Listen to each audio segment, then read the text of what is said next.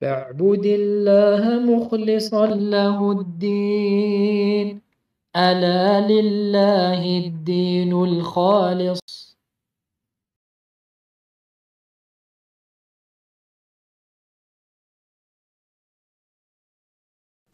Le savoir, la science, exige de toi des efforts.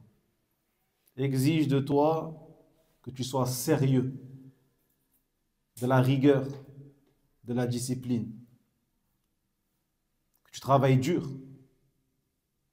Celui qui croit acquérir de la science sans travailler dur, sans faire des efforts, sans mémoriser, sans écrire, sans lire, sans apprendre, sans répéter, sans réviser, il n'obtiendra rien du tout.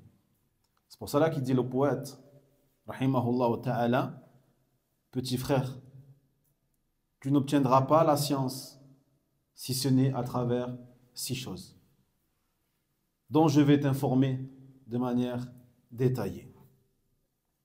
Donc la première qualité qu'un musulman doit posséder pour obtenir et acquérir cette connaissance et ce savoir, c'est ce qu'on appelle le dhaka. Le dhaka, c'est une qualité qui est obligatoire, que l'on va traduire par la vivacité d'esprit. Car c'est la chose qui va te permettre d'être toujours en éveil et de comprendre rapidement les notions que tu vas apprendre et d'être éloigné de l'idiotie ou la stupidité, de sorte à ce que tu dois apprendre n'est pas quelque chose de trop lourd pour toi et que ce que tu dois comprendre n'est pas quelque chose de trop compliqué pour toi. Donc al-dhaka, c'est une qualité que toute personne qui prétend atteindre un haut niveau de science, il doit posséder. Mais ce n'est pas une chose qu'Allah Jalla wa Ala donne à tout le monde. Malgré ça, le cerveau, n'oubliez pas que c'est un muscle et qu'il faut aussi l'entraîner. Il faut aussi l'entraîner. Jahid. Donc plus tu vas l'entraîner, plus tu vas mémoriser et plus il sera performant. Donc on peut tous atteindre un certain niveau. Mais on ne sera pas tous, bien sûr, des grands savants. Il y en aurait de partout sinon. Il y en aurait de partout. Dans tous les pays, dans tous les continents, dans toutes les mosquées. On ne sera pas tous des experts en langue arabe ou des experts en tafsir ou des experts en fiqh. Non. Ça se saurait. Jahid. Mais sache qu'Allah tabarak wa ta'ala ne va pas te juger par rapport au niveau que tu vas atteindre.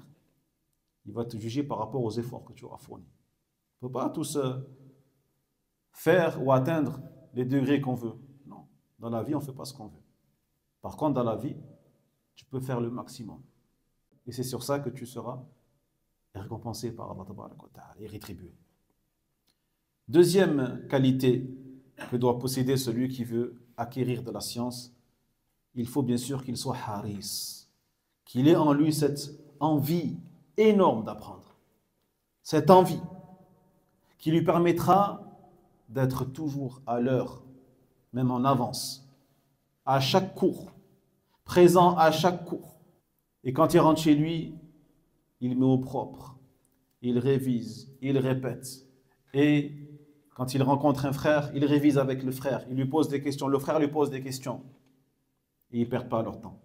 Celui qui fait cela, qui préserve son temps et qui préfère la compagnie des livres à la compagnie des hommes, et qui passe son temps à retranscrire les enseignements qu'il a appris, les fawaïd qu'il a entendus de son cheikh, qui accorde de l'importance plus qu'à autre chose, plus que le fait, par exemple, d'aller gagner de l'argent ou autre que cela parmi les choses de la dunya, jusqu'à ce qu'on dise de lui hada haris ou masha'Allah. Lui, je le connais, c'est quelqu'un qui a en lui une motivation exceptionnelle, masha'Allah. Une envie et qui fournit vraiment un effort plus que quiconque autour de nous, alhamdulillah. Et c'est quelqu'un de sérieux, discipliné, avec de la rigueur. Comme on pourrait le dire pour certains joueurs professionnels de foot. Sur certains, on va dire, non, lui, c'est un tir au flanc. Lui, ça se voit, il ne s'entraîne jamais. Et celui qui s'entraîne jamais, qui se repose sur son talent, un jour ou l'autre, il sera mis sur le banc. Il sera mis sur le banc. Par contre, d'autres, tu vas dire, lui, hada haris. Lui, c'est quelqu'un de discipliné, rigoureux. Et quand tu regardes le palmarès, c'est 6, 7, 8 ballons d'or. Donc, si tu veux les ballons d'or de la science, les plumes d'or de la science, tu es obligé de faire comme eux, mais dans la science. Rigueur, discipline, la montre, faire attention à l'heure. Hop, je regarde et je vérifie. Et je suis presque, il faut que tu automatises. Tu dois automatiser ta journée. Et que tu deviennes presque comme une IA. Une intelligence artificielle qui est programmée à telle heure, tel moment. Je dois faire ci, je dois réviser, je dois écrire, je dois apprendre, mémoriser, lire, venir à la mosquée, subh, à l'heure, le maghrib ou l'isha, pour ceux qui peuvent, al-dhuhr ou l'asr. Mais tout en faisant ces choses-là, bien sûr, comme un humain, c'est-à-dire avec le cœur. Troisième, il dit le poète, ijtihad, les efforts. Les efforts, ça veut dire travailler dur. Comme vous l'avez peut-être fait pour obtenir un diplôme, pour obtenir le bac, pour obtenir un BTS, pour obtenir ceci et cela parmi les choses de la dunya, vous avez travaillé dur. Eh bien, il faut d'autant plus travailler dur pour obtenir la science religieuse d'Allah tabarak wa ta'ala. Dans le sens où tu ne dois pas connaître aucune lassitude, aucun ennui, aucun épuisement, aucun découragement, aucun désespoir. Mais toujours, on a dit dans la discipline, la rigueur et le sérieux, et préférer la science au repos. Lorsque tu as le choix entre venir à la mosquée et te reposer à la maison, eh bien, tu dois choisir la mosquée et apprendre ta religion. Lorsque tu as le choix entre te fatiguer ou alors te divertir, tu choisis la fatigue. Lorsque tu as le choix entre étudier, faire des recherches dans les livres et entre le fait d'aller faire du sport, d'aller à la salle, soulever des poids, ou aller plaisanter et rigoler avec les collègues, eh bien tu choisis les recherches et les études. Il n'y a que comme ça que tu vas y arriver. Puis une chose qui est importante aussi, que certains oublient, quatrièmement, donc, qu'on appelle boulra. Ce sont les ressources. Les ressources suffisantes qui vont, bien sûr, te permettre, eh bien, de subvenir à tes besoins. De subvenir à tes besoins. Et qui vont faire que tu n'auras plus besoin, et pas besoin, de demander quoi que ce soit à qui que ce soit. Et qui va faire que, eh bien, tu seras dans une situation, eh bien, de sécurité économique qui te permettront de ne pas demander, encore une fois, de ne pas mendier et de ne pas faire partie des pauvres. Donc pour cela, tu dois avoir quand même un moment de ta journée pour justement aller chercher ta subsistance afin d'être indépendant et autonome.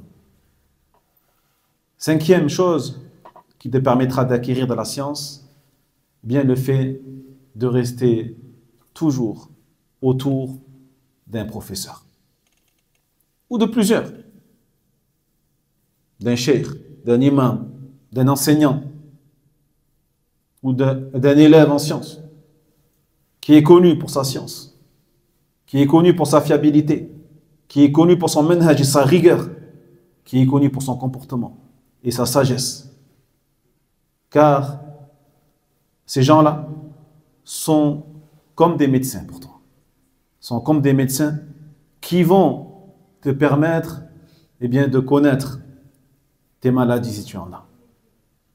Et qui vont diagnostiquer, te donner un diagnostic qui sera propre à toi et avec lequel tu sauras quoi faire pour te réformer et te soigner.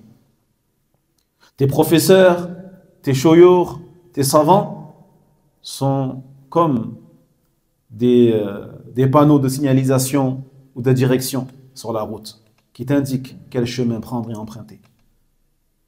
Sont comme des arguments convaincants et des soleils illuminants. Et enfin, sixième chose, طول الزمان. طول الزمان. يعني une longue période. Une longue période qui te permettra d'acquérir non seulement cette science, mais surtout de l'expérience. Surtout de l'expérience. Jayid, une expérience scientifique, que ce soit dans l'apprentissage, ou dans l'enseignement, ou dans le fait de juste parler avec les gens. Savoir parler avec les gens. Comment parler avec les gens. Comment leur expliquer, leur amener les choses. Comment les appeler à Allah. Comment les appeler au tawhid. Comment les appeler à délaisser le shirk et la bid'a. Et à délaisser l'anniversaire du prophète sallallahu alayhi wa sallam. Et pour ça, il faut de la khibra. Il faut de l'expérience. Il faut de l'expérience. Sans parler bien sûr de la science, mais également de l'expérience. Car sinon, au lieu de faire rentrer les gens dans la sunna, tu les feras fuir. Tu les feras fuir. Taïb. Donc, tout le zaman, ce temps qui doit être long et qui n'est pas court, te permettra d'atteindre cette maturité. Cette maturité, cette sagesse, et d'enlever en toi que les choses qu'en général les petits moineaux, ils ont en eux, qui sont la précipitation, qui sont l'immaturité, qui sont ces pulsions immatures qui font plus de mal que de bien. Après avoir su donc les choses qui te permettront d'acquérir de la science, on a vu les 6 choses, il faut que tu demandes bien sûr à Allah tabarak wa ta'ala. Invoque Allah subhanahu wa ta'ala afin qu'il t'octroie cette science profitable.